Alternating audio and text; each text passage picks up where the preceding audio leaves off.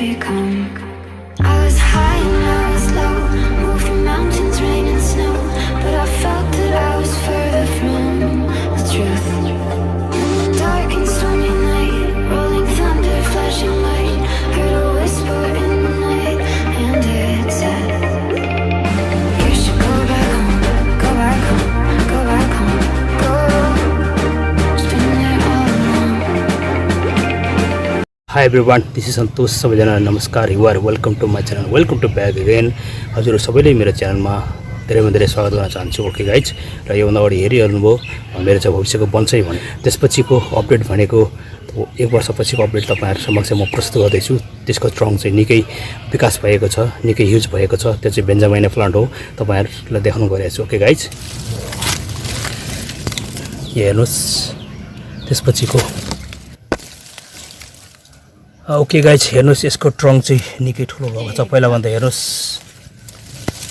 पहिलाभन्दा निकै विकास भएको छ यसको ट्रङ्कहरू। यसको ट्रङ्कहरू चाहिँ निकै डेभलप भएको छ। ओके गाइज, हेर्नुस् यसको ट्रङ्कहरू चाहिँ निकै ह्युज भएको छ, विकास भएको छ। पहिलाभन्दा हेर्नुस्, पहिला सानो थियो, हेर्नुस् अहिले निकै ठुलो भएको छ। यसको ट्रङ्कहरू हेर्नुस्, तपाईँले देख्न सक्नुहुन्छ। र यसको चाहिँ अलिकति कर्लिङ भएर गएको छ, हेर्नुस्। र यसको चाहिँ मेसी भएको छ। यसको ब्रान्चहरू पनि यसलाई काटछाट गर्ने टाइम आएको छ। यसलाई म ट्रिमिङ गर्न गइरहेको छु। ओके गाइज, हेर्नुस् यसरी मैले रोपेको छु। यहाँ पनि चाहिँ यो चाहिँ बोगनवेलिया हो, योभन्दा अगाडि हेर्नुस्। यसरी चाहिँ यो चाहिँ काँक्राको हो, यो सबै यो बेन्जामिना फाइकसको छ। ओके गाइज, हेर्नुस् यसरी यसको चाहिँ पुरा युज भएको छ। यसलाई ट्रिमिङ गर्ने बेला भएको छ भनौँ न। ओके गाइज, र यसलाई म मोटामोटी ट्रिमिङ गर्न गइरहेको छु। ओके गाइज,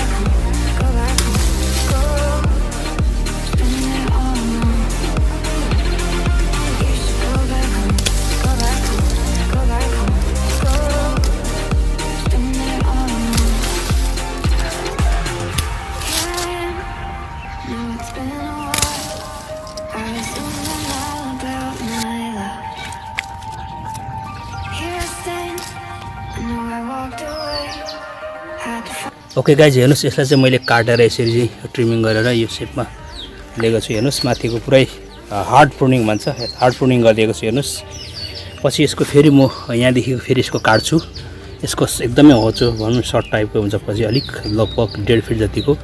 यसको यहाँदेखि फेरि काटेर यसलाई एयरलिङ गरेर हामीले फेरि अर्को थप बन्साई माथिको बनाउन सकिन्छ। ओके गाइज, हेर्नुस् यसको पुरा ट्रिमिङ गरेको छु। यस्तो निस्केको छ हाँगाहरू, पुरा मेसी भएको थियो।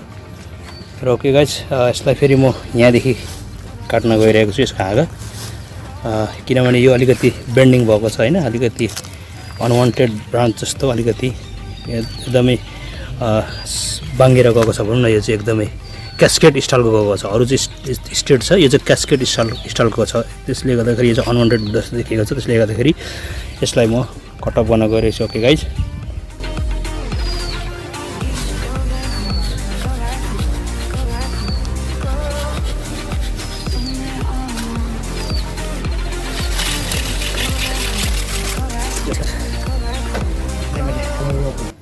यसलाई पनि हामीले प्लान्टिङ गर्न सकिन्छ, रोप्न सकिन्छ।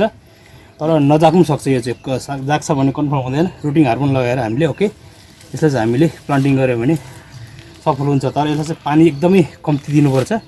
धेरै पानी भयो भने यो फलातफुल कुहिन्छ यसको जात यस्तो ओके गाइज अब म यो बगनबेलीलाई फेरि म ट्रिमिङ गर्न लागिरहेको छु यो पनि एकदमै धेरै मेसिभ भएको छ हाँगाहरू ओके गाइज हामीले यसरी चाहिँ बन्साई बनाउँदा कन्डिसन दिनुपर्छ ट्रिमिङ गर्ने कार्य चाहिँ जारी राख्नुपर्छ अनि मात्रै सेप बिस्तारै बिस्तारै आउँछ निस्किन्छ ओके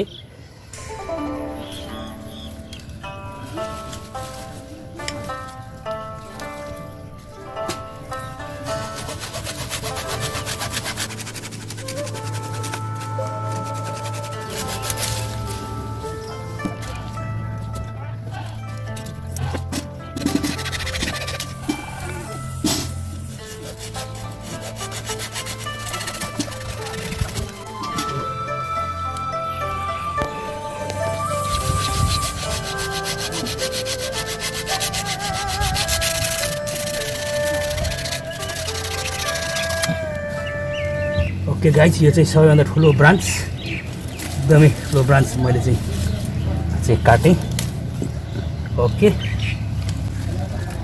सबैभन्दा ठुलो यसलाई चाहिँ म फेरि यसलाई चाहिँ प्लान्टिङ गर्छु म ओके फेरि यसलाई प्लान्टिङ गर्ने कोसिस गर्छु म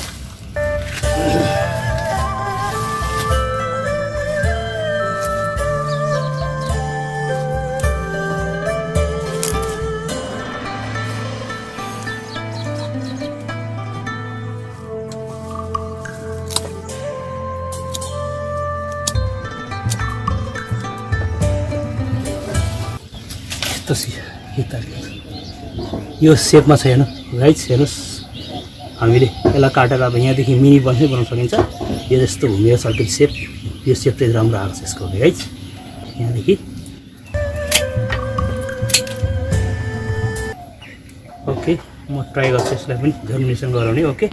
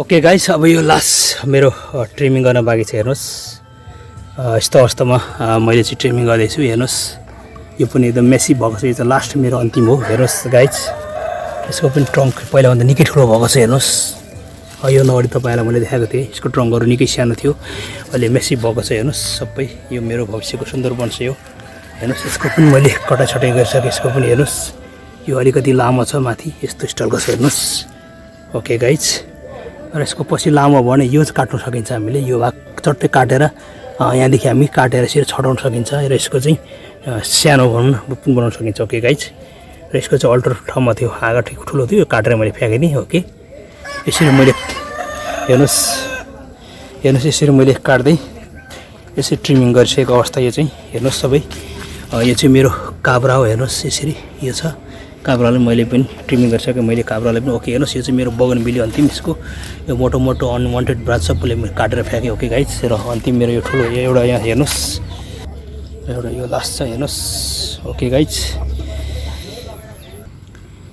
यो पनि मैले फाइनली ट्रिमिङ गरिसकेँ ओके हेर्नुहोस् यसरी मैले सबै प्लान्टहरू यसरी ट्रिमिङ गरिसकेँ यो चाहिँ भविष्यको सुन्दर बन्छ हेर्नुहोस् अझै यसलाई ट्रङ्क चाहिँ म युज हुन दिन्छु अझै 2-4 वर्ष राख्यो भने यसको चाहिँ जस ठुलै हुन्छ भनौँ न लगभग एउटा थाई जत्रो हुन्छ भनौँ न एउटा लगभग एउटा 2-4 वर्ष राख्यो भने हेर्नुहोस् किनभने यो भनेको 2-3 वर्षको प्लान्ट हो जमिनमा यसरी सफिसियन्ट सोइलमा यसरी रोप्यो भने चाहिँ छिटोभन्दा छिटो हामीले चाहिँ बन्साई बनाउन सकिन्छ यसको चाहिँ नर्मली मैले काटछाँट गरेको मात्रै हो यसको अब पछि फेरि यसलाई चाहिँ फेरि हामीले अझै काटछाँट गर्दै जानुपर्छ बिचको कति छ यसरी डेन्स भएको छ कति यो ब्रान्चहरू अननेसेसरी भनौँ न यसलाई पनि काटेर हामीले चाहिँ काट्न सकिन्छ भनौँ ओके गाइज ओके भन्दै तपाईँहरू समक्ष म बिदा हुन चाहन्छु ओके गाइज तपाईँहरूले मेरो च्यानललाई धेरैभन्दा साथ सपोर्ट मागेका दिनु होला हजुर सबैले मेरो रिक्वेस्ट छ भन्दै मेरो यो आजको यो बसी बेलुक कामलाई चाहिँ यही बन्द गर्न चाहन्छु okay guys thanks for watching this video okay guys okay bye see you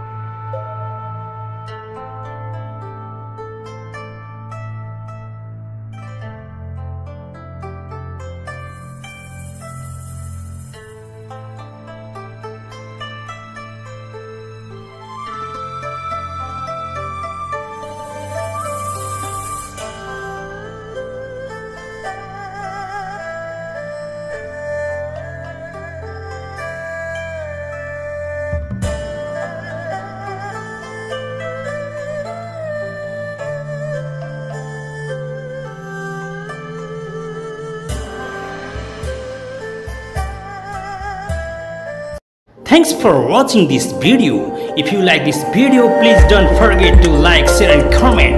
And finally, please subscribe my channel, hit the bell icon. Thank you so much.